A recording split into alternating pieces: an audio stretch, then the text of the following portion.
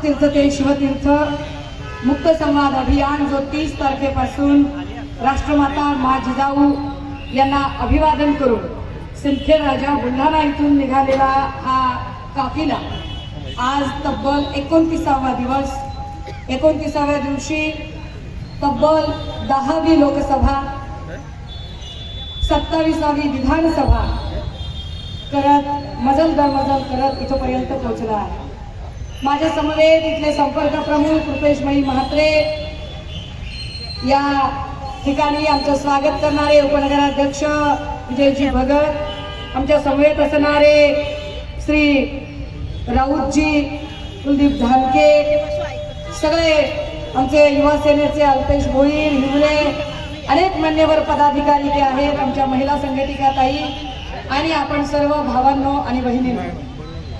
बऱ्याच जणांना असं वाटतंय की या सगळ्या धामधुमीच्या काळामध्ये मोठ्या सभा करायच्या सोडून ताई या पायी का बरं पायपीट करत असतील आणि का फिरतायत एवढ्या उन्हातानाचं। इकडे ऊन लागतंय। आता आम्ही ज्या भागातनं आलो तिकडनं प्रचंड थंडीचा बेल्ट होता आणि तो बेल्ट पार करून इथपर्यंत आलोय। हेतू काय आहे?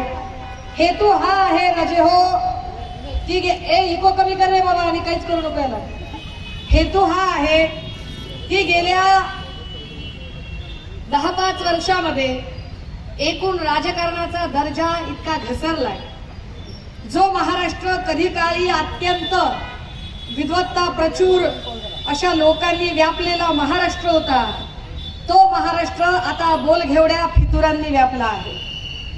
या सगळ्या बोलघेवड्या फितुरांकडून म्हणजे गद्दारी वगैरे हे तर सर्वश्रुत आहे, पण महिलांबद्दल अत्यंत हिंकस दृष्टिकोन वाढीस लागत आहे।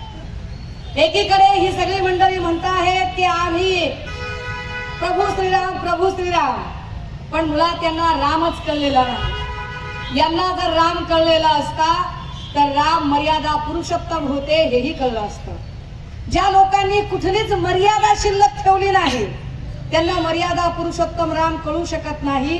राम एकवचनी, एकपत्नी, एकबाणी होते।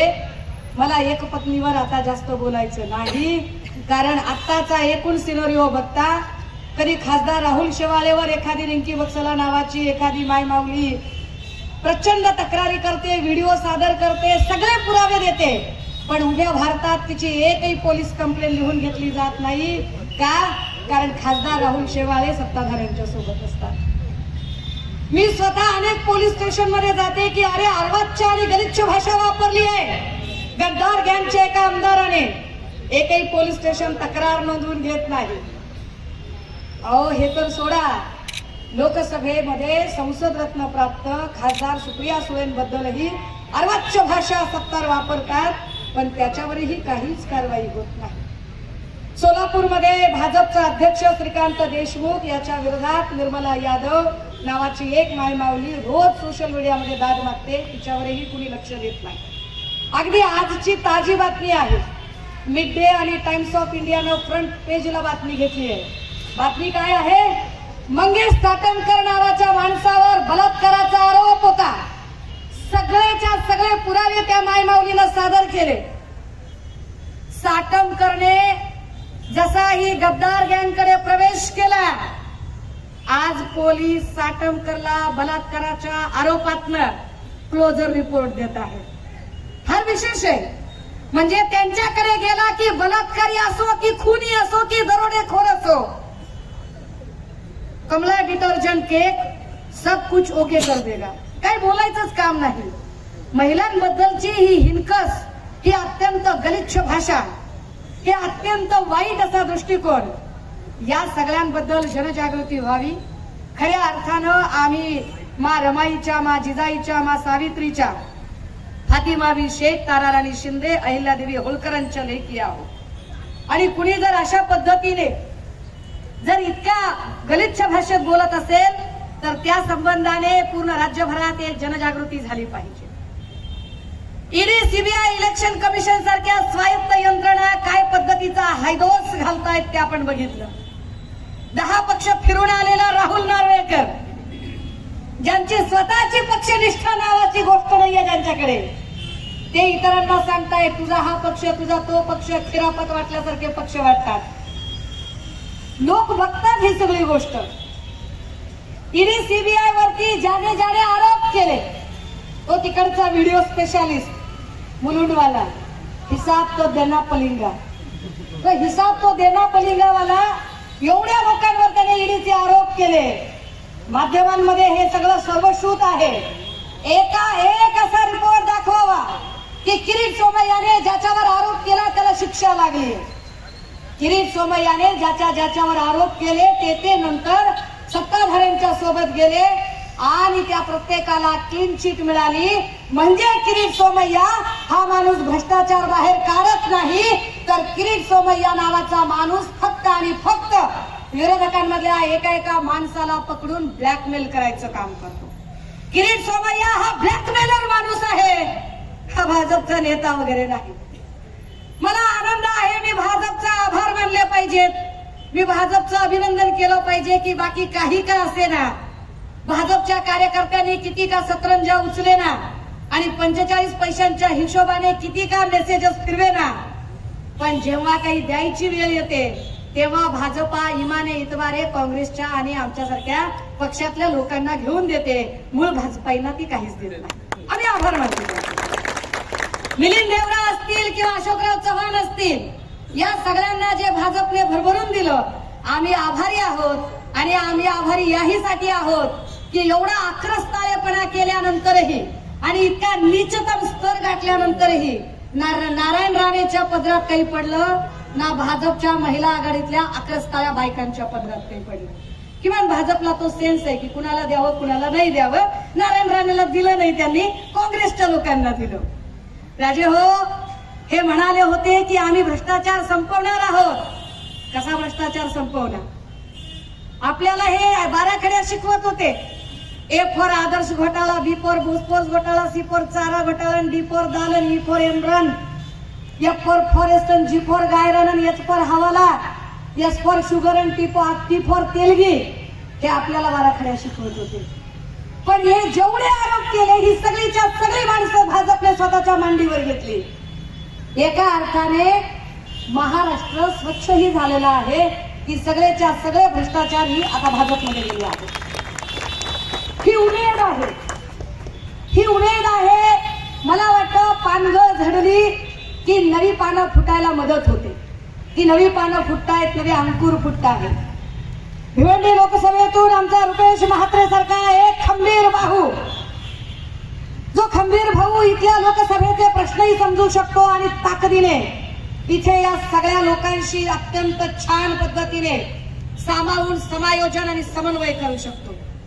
ही सगळी नवी नेतृत्वाची पिढी तयार होत आहे. ही सगळी माणसं ताकदीने, ते गणेश राऊत असतील, धानकेजी असतील, ही सगळीच माणसं ताकदीने लोकांचे प्रश्न सोडवण्यासाठी पुढे येत आहेत.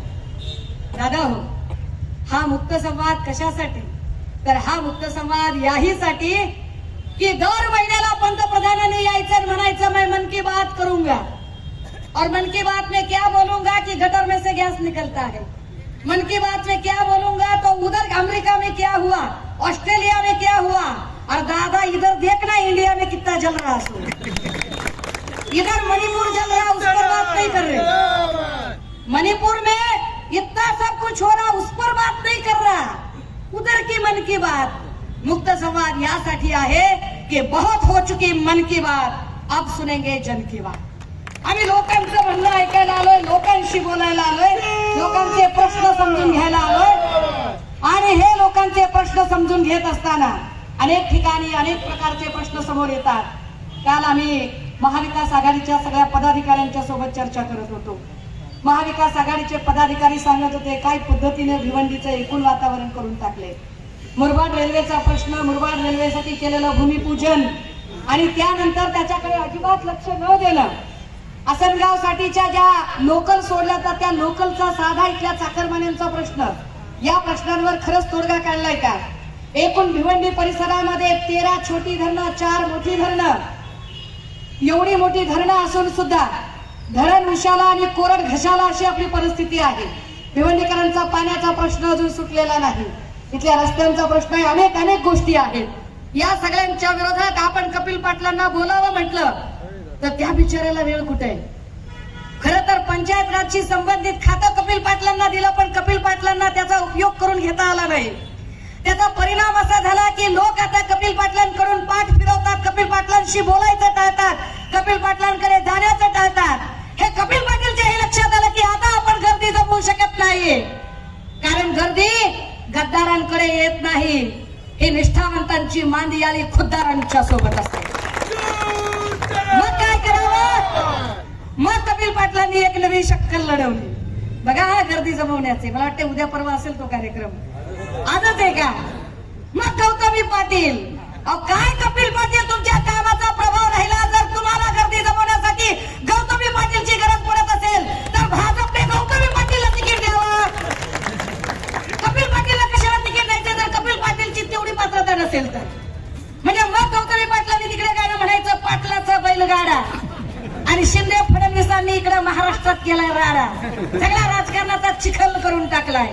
दादा हो, हा मुक्त समाज याहीसाठी आहे की हा राजकारणाचा चिखल कमी करायचा असेल. कारण कमलं तेव्हाच उगवतात जेव्हा चिखल जास्त वाढतो. चिखल वाढलाय, जातीय द्वेषाचा, धार्मिक द्वेषाचा चिखल वाढलाय.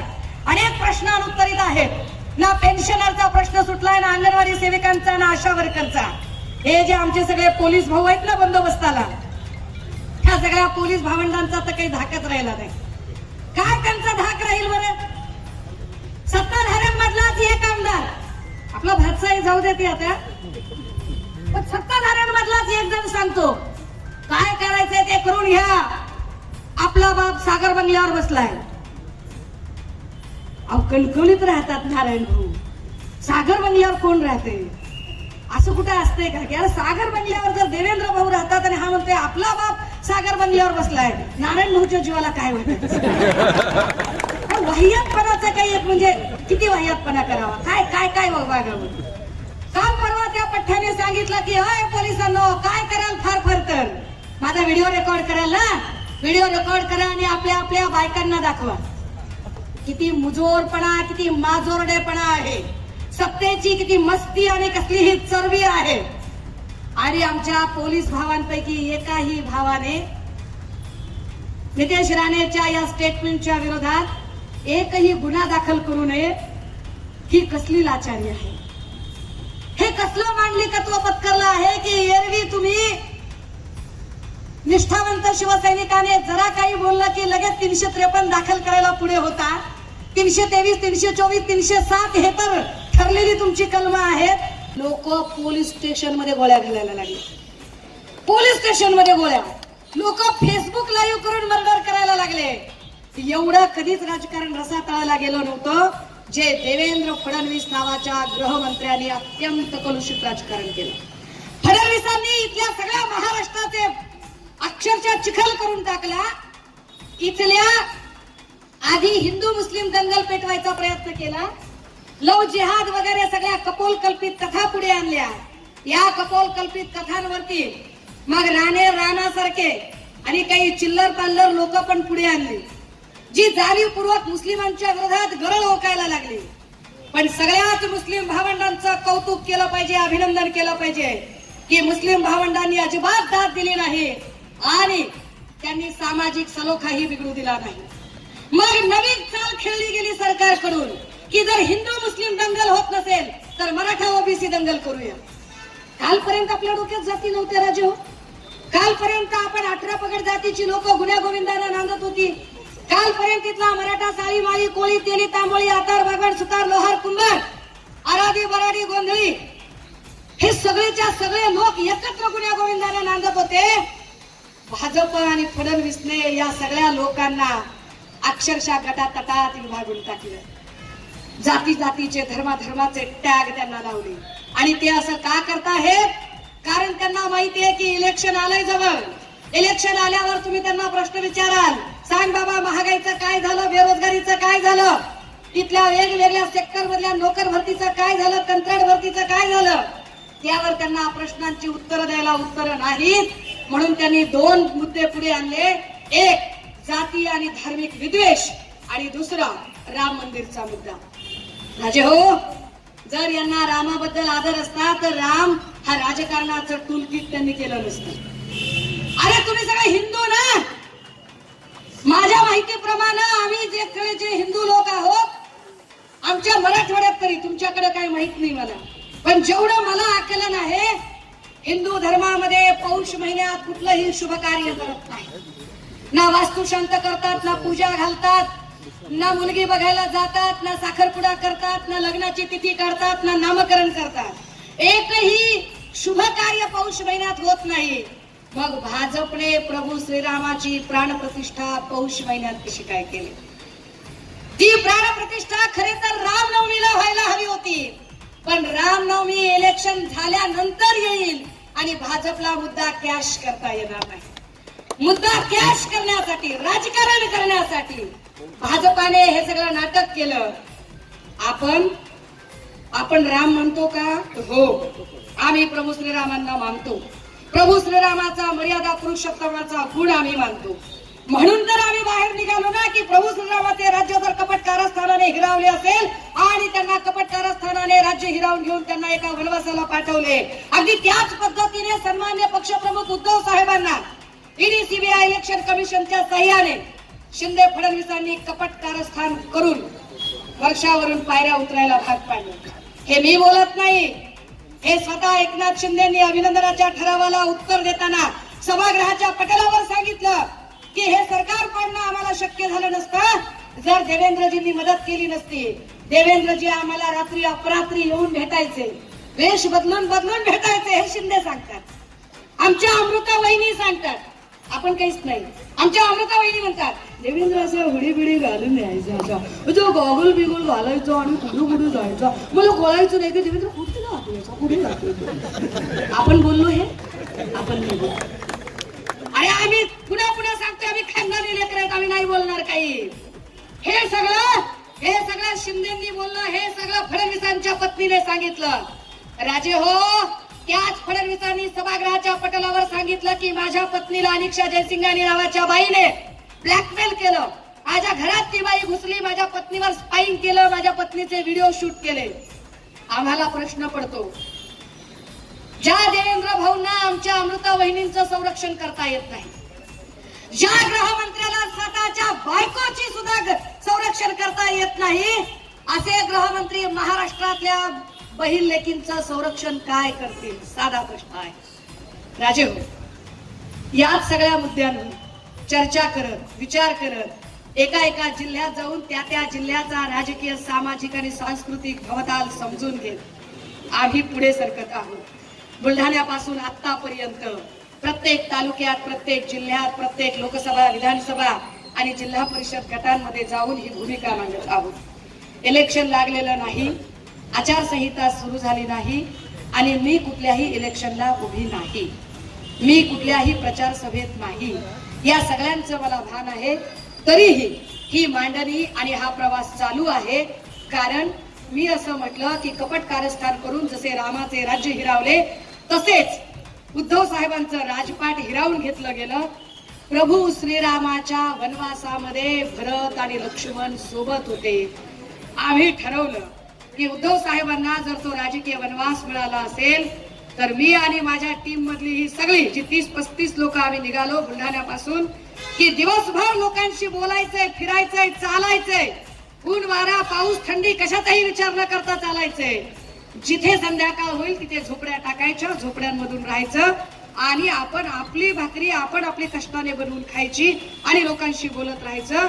जर आमच्या पक्षप्रमुखांना हा वनवास दिला असेल तर त्या पक्षप्रमुखांचे निष्ठावंत शिलेदार म्हणून आम्ही तो वनवास स्वीकारायला तयार आहोत. आम्ही तो वनवास यासाठी स्वीकारायला तयार आहोत की आम्हाला गद्दार गँगला हे सांगायचंय की सगळेच तुमच्यासारखे जिकडे हवा तिकडे थवा करणारे नसतात.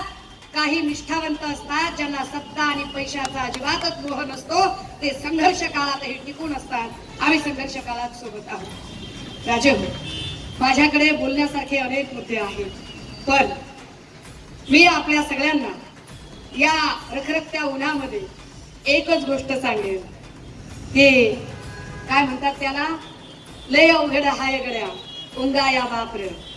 जे राहुल नार्वेकर आणि गद्दार गँग मधले भोल घेवडे सांगतात की अहो बाळासाहेब असते तर पक्ष फुटला नसता, पक्ष तिकडे गेला नसता, चिन्ह गेलं नसतं. चिन्ह देणारा कोण माणूस? राहुल नार्वेकर कुणाचा माणूस? भाजपचा माणूस. ते सांगतात की बाळासाहेब असते तर असं घडलं नसतं. चला, शिवसेनेबद्दल असं बोलला, मग राष्ट्रवादीचं काय झालं? आदरणीय पवार साहेब हयात आहेत ना, मग पवार साहेब हयात असतानाही पवार साहेबांचा पक्ष आणि चिन्ह कसं काय गेलं? अहो, राम एकवचनी होते. भाजपाकडे एकवचनीपणा आहे का? ज्या मोदीजींनी सांगितलं होतं याच महाराष्ट्रात येऊन, भाई और बहनों, 70,000 करोड़ का सिंचाई का घोटाला करने वाले पवार को हम नहीं छोडेंगे म्हटले ना. आपण मनाचं नाही सांगतो. 72 तास उलटायच्या आधी त्याच अजितदादांना डीसीएम करणारे हेच मोदी आहेत. कसले एकवचनी आहे ते? नरेंद्र देवेंद्र क्या कम है? मग देवेंद्रजी पण म्हणाले राष्ट्रवादीशी युती नाही, आपला धर्म नाही, शाश्वत धर्म नाही. अरे मग पहाट दुपारी 2-2दा लव्ह मॅरेज कशासाठी करतात? कुणाला वेड्यात करतात? हे कसले एकवचनी? कायदा सुव्यवस्था मोडकळीस आली आणि ती कायदा सुव्यवस्था मोडकळीस येताना इथला गृहमंत्र्यांना, मुख्यमंत्र्यांना, 2-2 उपमुख्यमंत्र्यांना आपल्याकडे लक्ष द्यायला वेळच मिळाला नाही. कारण लोकाभिमुख प्रश्न सोडवण्यापेक्षाही पक्ष फोडणे, नेते फोडणे, कुटुंब फोडणे, लोकांची घरं फोडणे हे त्यांना जास्त महत्वाचं होतं. देवेंद्रजींचा प्रॉब्लेम असा आहे की देवेंद्रजींकडे सध्या एकही नेता उपलब्ध नाही. असलेले नेते त्यांनी संपवून टाकले. ज्या मुंडे साहेबांची बॅग घेऊन फिरत होते देवेंद्रजी, मुंडे साहेबांची बॅग वागवायला जे देवेंद्रजी होते, त्याच मुंडे साहेबांच्या कन्येचं, पंकजा मुंडेंचं राजकारण संपवण्याचं पाप फडणवीसांनी केलं. चंद्रकांत पाटील असतील किंवा विनोद तावडे असतील, या सगळ्यांना साईडलाईन केलं. त्यातली त्या तावडे यांच्या तावडीतनं सुटलेत. पण बावनकुळेंची मजबुरी आहे. बावनकुळे हो मध्ये हो मिसळत आहे.